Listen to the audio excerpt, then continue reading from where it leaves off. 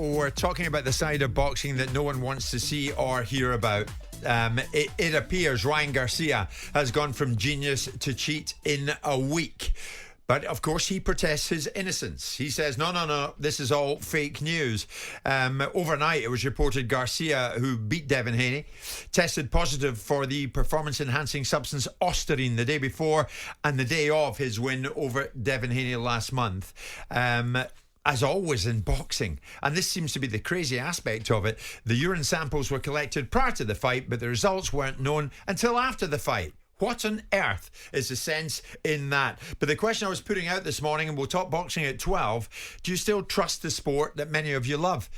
Peter's a big Spurs fan, but he's also a big boxing fan. Peter, good morning. What do you want to say? Yeah, good morning. Yeah, I come from a martial arts background, and I know I've heard all sorts of stories. I've also known of bare knuckle boxing, which I'm scared of boxing being turned into, being put underground by this sort of thing, because you are going to have to ban these people. First of all, what Simon says, that the system needs to be better for actually sorting these drugs out, actually finding the drugs in the people and proving it and getting it done. The actual system needs to be better.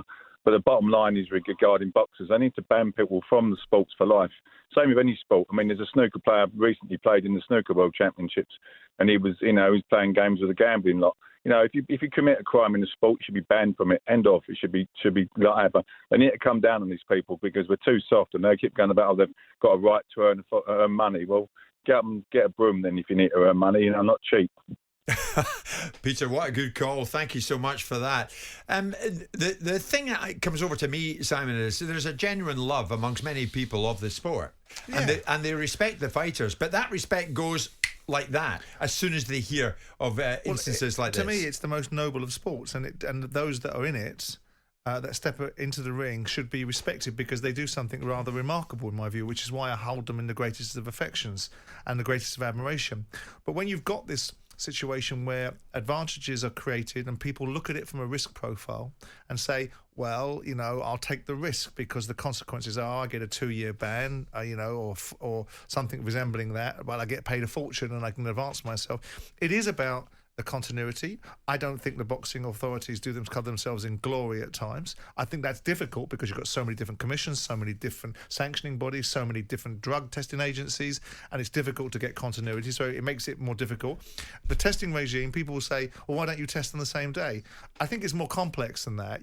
They're testing for a variety of things, so it's not just one test like a blood test. I'm testing for your PSA levels for prostate cancer. Bang, what am I looking for? PSA? No, there's none there. Well, somebody messaging in has got his own reason as to why he thinks that happens. The reasons why the test result comes after the fight is so it doesn't jeopardise the money that fight's going to make. And that's the point that I was making with Adam. Adam and I half concur. And I think if you spoke to people like Frank Warren, they'd have a different view about the reasons why these things happen this way. But I also think it's not just the case of the ability to get tests back quickly. People say, well, you should be able to test on the same day, get an outcome on the same day.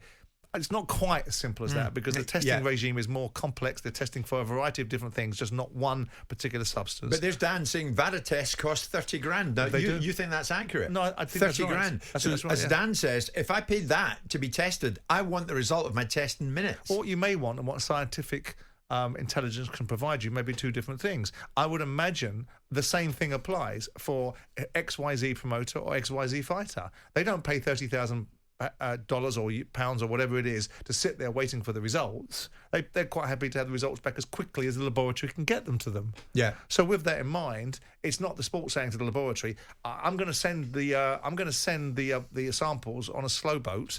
They send them to them. The laboratories take the time to get the prerequisite outcomes and send them back to them as quickly as they possibly can. Yeah. Maybe you'll ask someone like Frank, or even ask Ben Shalom when he comes in this afternoon, why does it take tests so long? And then you've got all these different regimes, haven't you? You've got UCAD suggesting you've got to have strict liability, which means you've got to account for it. And if you can't account for it, absolutely, even if you can account for it, you're getting a ban. You've got VADA with slightly different principles.